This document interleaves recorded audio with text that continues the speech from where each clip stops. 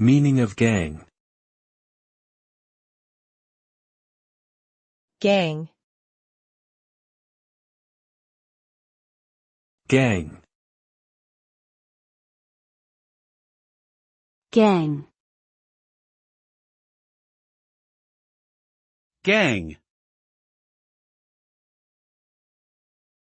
The word gang can have multiple meanings depending on the context. Generally, it refers to a group of people who share a common interest or goal. It can also refer to a group of criminals who engage in illegal activities together. In some instances, it can be used to describe a group of friends or acquaintances. However, the term has negative connotations due to its association with crime and violence.